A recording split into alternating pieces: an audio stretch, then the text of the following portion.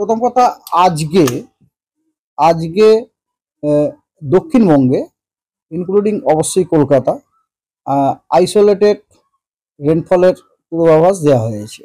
ঠিক আছে, আগামীকাল দক্ষিণবঙ্গেতে রেনফল পূর্বাভাস দেওয়া হয়নি, এক্সেপ্ট কয়েকটা জেলা, বীরভূম, নদিয়া, বর্ধমান, ওগুলো দেওয়া হয়েছে।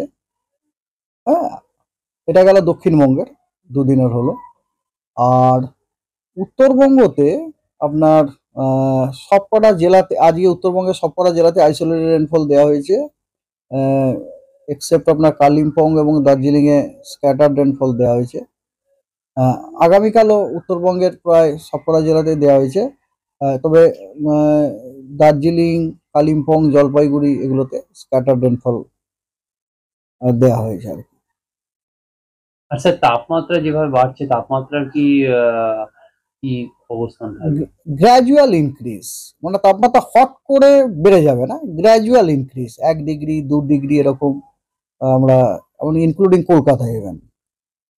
স্যার, এই মুহূর্তে দক্ষিণবঙ্গের পশ্চিমের জেলাগুলির কি পরিস্থিতি, তাপমাত্রা কিরকম আছে একটু যদি বলেন। তাপমাত্রা দক্ষিণে আমাকে একটু দেখে, 35 দক্ষিণবঙ্গের যেমন ধরুন পুরুলিয়া, আপনাকে আমি বলছি, যেমন আজকে পুরুলিয়াতে 36 ডিগ্রি, আসানসোলে 35, বিষ্ণুপুরে 37, মিদনাপুরে 37। আগামীকাল পুরুলিয়াতে 37, বিষ্ণুপুরে 38, মানে দেখেছেন বাড়ছে। আমরা যেটা বললাম আর কি, আমরা গ্র্যাজুয়াল ইনক্রিজের করেছি। এবং কলকাতাতে যেরকম আজকে 34, কিন্তু আগামীকাল 35 পূর্বাভাস দেওয়া হচ্ছে। পরশুদিন 36 কলকাতায়, আলিপুরে, এবং পুরুলিয়াতে পরশুদিন 38, বিষ্ণুপুরেও 38, মিদনাপুরেও 38।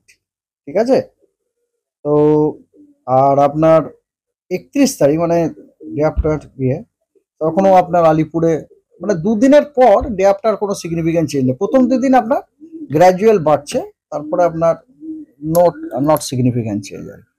তাহলে কি এই মুহূর্তে তাপপ্রবাহের কোন রকম? না, তাপপ্রবাহ তো আপনার 40 ডিগ্রি ম্যাক্সিমাম টেম্পারেচার হবে, তারপরে আপনার নর্মালের থেকে যদি 5 ডিগ্রি বাড়ে তখন হবে। এখন তো আপনি দেখতেই পাচ্ছেন যেগুলো বললাম, পুরুলিয়াতেই 30, মানে 40 ক্রস করেনি।